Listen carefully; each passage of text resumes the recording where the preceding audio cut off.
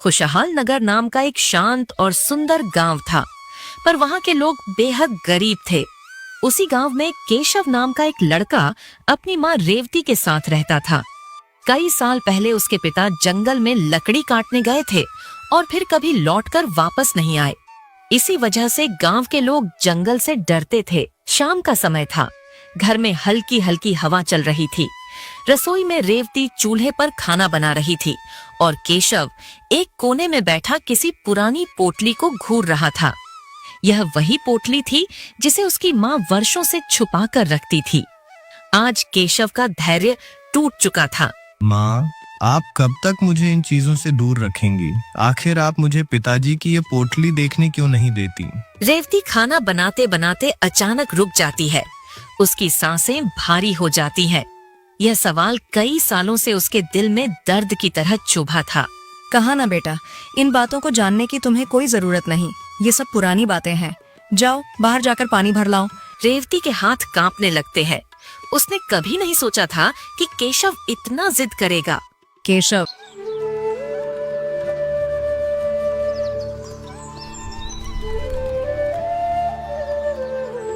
जिद अच्छी नहीं होती। जो बातें बीत चुकी हैं उन्हें खोद कर क्या फायदा। ये पोटली तेरे लिए नहीं है। लेकिन माँ, मैं बड़ा हो गया हूँ, अब बच्चा नहीं हूँ। मुझे हक है जानने का कि मेरे पिताजी कहाँ हैं, कैसे गायब हुए, और ये पोटली उनकी क्यों है। क्यों मेरे बच्चे, तुम यह सब क्यों जानना चाहते हो? क्योंकि माँ, जब भी मैं गांव में जाता हूँ लोग मुझे अजीब नजरों से देखते हैं। कहते हैं कि मेरे पिताजी कभी वापस नहीं आए। कोई कहता है कि उन्हें जंगल ने खा लिया। कोई कहता है भूत प्रेत उठा ले गए। लेकिन माँ, सच क्या है ये सिर्फ आप जानती हैं और मुझे जानना ही होगा। रेवती अब टूट चुकी थी। कई सालों से छुपाया हुआ दर्द आज उसकी आंखों से बहने लगा।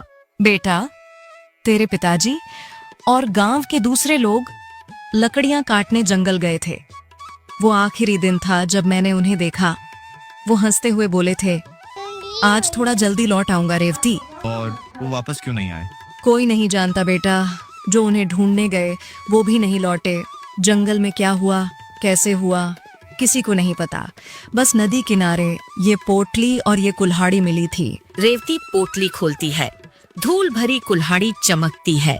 केशव उसे छूने के लिए हाथ बढ़ाता है, लेकिन रेवती तुरंत उसका हाथ पकड़ लेती है। नहीं, इसे मत छूना। क्यों माँ, इसमें ऐसा क्या है? बेटा, यह सिर्फ कुल्हाड़ी नहीं है, यह तुम्हारे पिताजी की आखिरी निशानी है।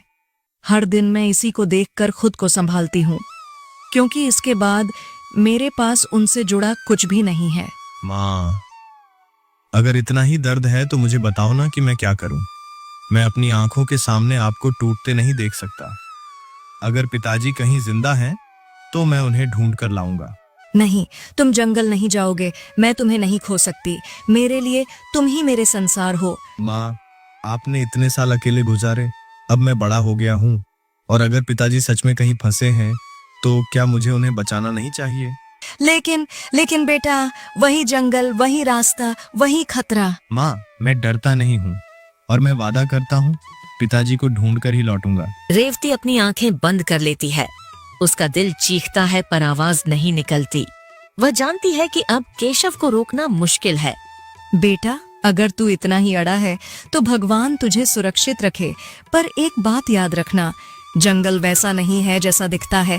वहाँ कुछ बहुत भयानक है। आप चिंता मत करें माँ, मैं सावधान रहूंगा और पिताजी को लेकर ही लौटूंगा।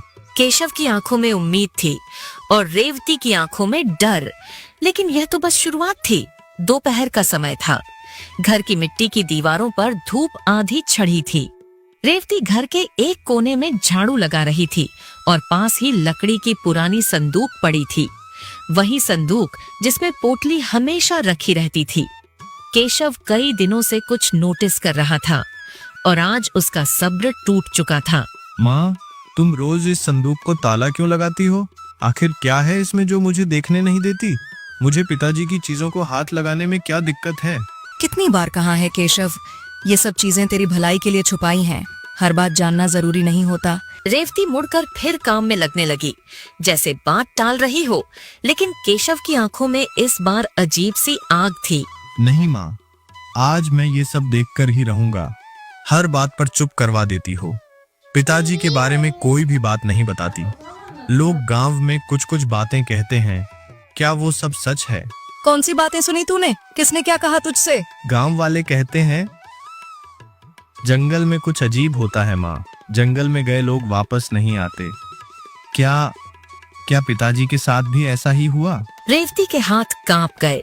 उसने केशव का चेहरा पकड़ लिया, आंखें भर आईं।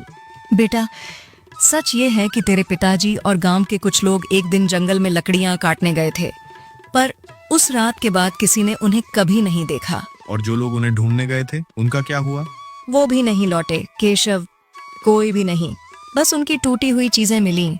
तू समझ सकता है मैं क्यों डरती हूँ। कमरे में सन्नाटा छा गया।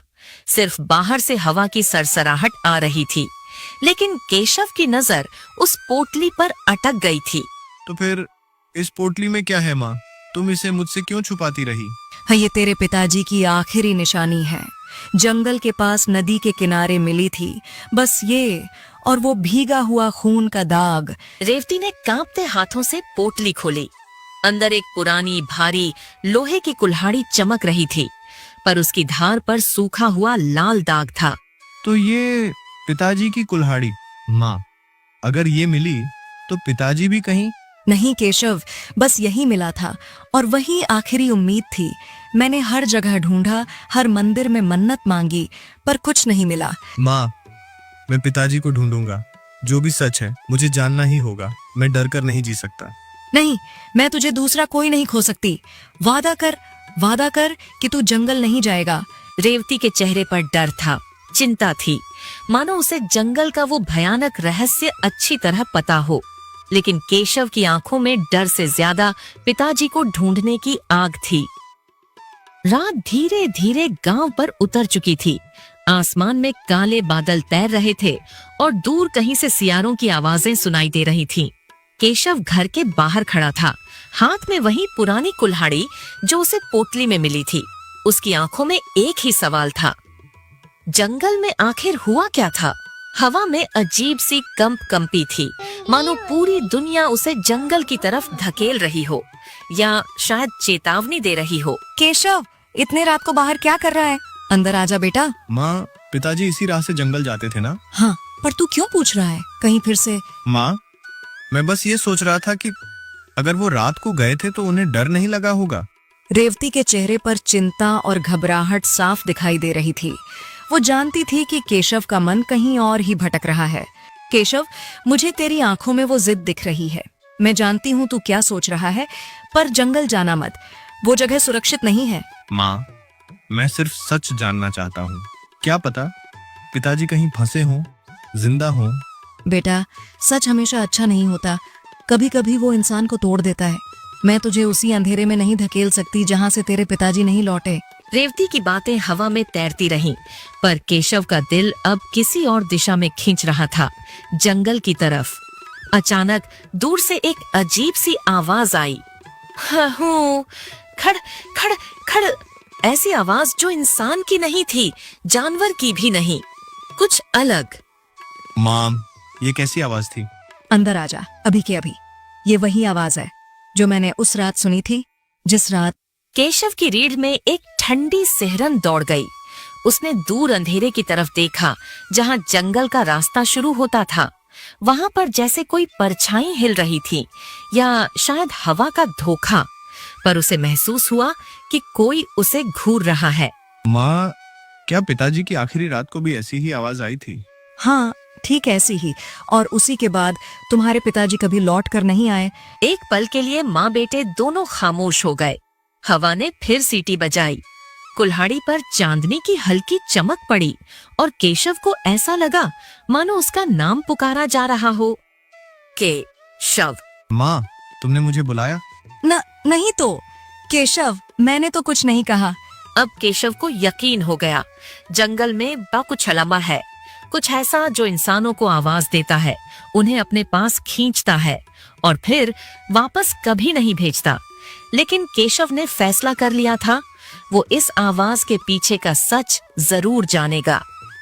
माँ, मैं अभी नहीं जा रहा। पर एक दिन जरूर जंगल में जाऊंगा, सच खोजने और पिताजी को ढूंढने। बेटा, मुझे डर है कि वही जंगल तुझे भी मुझसे छीन न ले।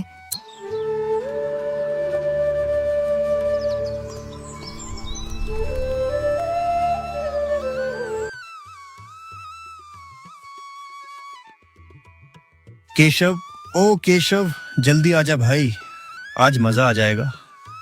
इतना सारा लकड़ी काटेंगे कि चक्की की मालकिन भी हमसे उधार मांगे। हाँ भाई, आज तो हम जंगल को भी बोल देंगे भाई बस कर, हम थक गए। और पैसे, अरे पैसे तो ऐसे आएंगे जैसे बरसात में पानी आता है। चलो जल्दी। हे भगवान, आज फिर वही जंगल। क्या करूं मैं, मेरा बच्चा। हे केशव, तैयार है तू? हाँ माँ, चल रहा हूँ, बस तुम चिंता मत करो। रुको, पहले खाना खा ले। माँ, खाना बांध दो, खा लूंगा, वहाँ देर हो जाएगी। देर हो जाए, पर मैं तुझे जंगल में जाते हुए यूं भागते हुए नहीं देख सकती। माँ, तुम जैसा सोच रही हो अब वैसा कुछ नहीं होगा। जंगल अब पहले जैसा खतरनाक नहीं होगा। हम सब साथ होंगे। बेटा, जब तू पैदा हुआ था, तेरे पिता ने तुझसे वादा किया था, मैं इसे दुनिया की सारी मुसीबतों से बचाऊंगा। पर आज वही मुसीबत तुझे अपनी तरफ खींच रही है। माँ, मैं सिर्फ काम करने जा रहा हूँ, बस। और हाँ, हल्की हंसी। अगर जंगल ने मुझे खाने की कोशिश की तो मैं भी कह दूंगा, पहले बैलन से पूछ लेना मेरी माँ का। पागल लड़के। केशव, जल्दी कर यार, सूरज भी जंगल से पहले निकल गया। आज तो अगर देर होगी तो पेड़ ही कह देंगे भाई काम बाद में, पहले नाश्ता करा दो। चलो ना, नहीं तो ताऊ खड़ग सिंह अपनी बैलगाड़ी से पहले पहुंच जाएगा। चलो भाई, मैं आ गया। तैयार है ना? आज बहुत लकड़ी काटनी है। श्याम, टूटी आवाज में इसे संभालना। मौसी, मैं कसम खाता हूँ, जब तक मैं हूँ केशव को कुछ नहीं होगा। हाँ मौसी, हम सब इसकी ढाल बनकर चल रहे हैं। और अगर कोई जानवर आया तो सबसे पहले मैं भागूंगा, पर चिल्लाते हुए, ताकि बोनस में सबको चेतावनी भी मिल जाए। गांव की कच्ची पगडंडी पर कदमों की आवाज गूंज रही थी। 3 दोस्त और एक उम्मीद। केशव के दिल में उत्साह भी था और एक अजीब सा डर भी। वहीं रेवती के दिल में एक ही प्रार्थना थी, हे भगवान, मेरा बच्चा सुरक्षित लौट आए। लो भाई, जंगल आ गया। ये जगह आज भी उतनी ही डरावनी लगती है। डर कुछ नहीं है, बस सीटी मारकर चलते रहना। अगर कोई जानवर सुन ले तो सोचेगा, अरे ये तो सर्कस वाले हैं। तो ये वही जंगल है जहाँ पिताजी गए थे। और पहली बार केशव ने उस जंगल को देखा जिसने बहुत कुछ छुपा रखा था, कहानियां, रहस्य और शायद उसके पिता भी। जंगल में कदम रखते ही माहौल बदल गया। हल्की हवा भी अब सरसराहट जैसी आवाजें करने लगी थी। पेड़ इतने ऊंचे थे कि सूरज की रोशनी भी मुश्किल से नीचे पहुंच रही थी। केशव, श्याम, मोहन और लखन चारों के कदम धीमे होते जा रहे थे। जंगल की मिट्टी पर हर कदम ऐसा लग रहा था जैसे कोई देख रहा हो, चुपचाप, छुपकर, इंतजार करते हुए। भाई, ये कैसी आवाज थी? कोई पत्ता भी नहीं गिरा। फिर ये टूटने की आवाज। ये तो ऐसा लगा जैसे कहीं पास में कोई भारी चीज हिली हो। अरे यार, जंगल है, आवाजें तो आएंगी ही। पंछी होंगे या बंदर। भाई, अगर बंदर इतना भारी आवाज कर रहा है तो वो बंदर नहीं, फूफा जी होंगे। चलो काम शुरू करते हैं। जितनी जल्दी लकड़ी काटेंगे उतनी जल्दी वापस जाएंगे। हाँ, सही कहा तूने। चलो शुरू करते हैं, वरना शाम हो जाएगी। चारों लड़के अपने अपने पेड़ चुनते हैं और कुल्हाड़ियां चलने लगती है। जंगल में ठक ठक ठक की आवाजें गूंजती हैं, लेकिन हर आवाज कहीं दूर तक जा रही थी, जैसे कोई अदृश्य चीज उन आवाजों को सुन रही हो। अचानक हवा का तेज झोंका। भाई, मेरी कुल्हाड़ी हाथ से गिर गई। लग रहा है जैसे किसी ने पीछे से फूंक मारी हो। डर मत यार, हवा है बस। हवा? ऐसी हवा में पसीना क्यों छूट रहा है मेरे? ये क्या, मैंने तो अभी बस 2 ही बार के पेड़ खुद कैसे हिल गया? दिखा मुझे। भाई, पेड़ खुद हिल रहा है। ये पेड़ है या भूत? अचानक झाड़ियों के अंदर से भारी कदमों की आवाज आने लगी। धप धप धप, जैसे कोई बड़ा जानवर धीरे धीरे उनकी ओर आ रहा हो। चारों के चेहरों का रंग उड़ चुका था। भाई, मैं कसम खाता हूँ, अगर मैं बच गया तो कभी चिल्ला। आवाज कांपती है। चिल्ला चिल्ला कर शादी नहीं करूंगा। मुझे लग रहा है मेरी टांगें खुद ही भागना चाहती हैं। शांत शांत, कुछ भी हो सकता है, जानवर भी हो सकता है, या मत बोल। या के बाद हमेशा डरावनी चीज आती है। झाड़ी अचानक बहुत जोर से हिलती है। चारों लड़के एक दूसरे के पीछे छुप जाते हैं। रुको, मैं देखता हूँ। अरे पागल है क्या, ऐसे कौन जाता है? भाई, उसने तो जैसे जेसीबी बंदा वाला आत्मविश्वास ले रखा है। अगर वो गया और वापस ना आया तो हम मोहन की ओर देखता है, भाग जाएंगे। हाँ भाई, पहले नियम, हीरो मर सकता है, दोस्त नहीं। केशव ने कांपते हुए हाथ आगे बढ़ाया। झाड़ी और हिलने लगी। सबकी सांसें थम चुकी थीं और तभी झाड़ी से एक छोटा सा हिरन बाहर कूदता है। सभी की रिएक्शन। अरे हिरन! मेरा तो हार्ट बीट 200 हो गया था यार। हिरन को देखकर ऐसे चिल्लाया जैसे वो तुझे खा जाएगा। क्या पता, हिरन भी तो जंगल का ही होता है। कहीं जिम वाला हिरन हुआ तो। चलो, अभी तक तो सब ठीक है, काम करते हैं, समय कम है। लेकिन उन्हें नहीं पता था कि असली खतरा अभी आया ही नहीं था। ये हिरन सिर्फ शुरुआत थी। जंगल अभी अपना असली चेहरा दिखाने वाला था।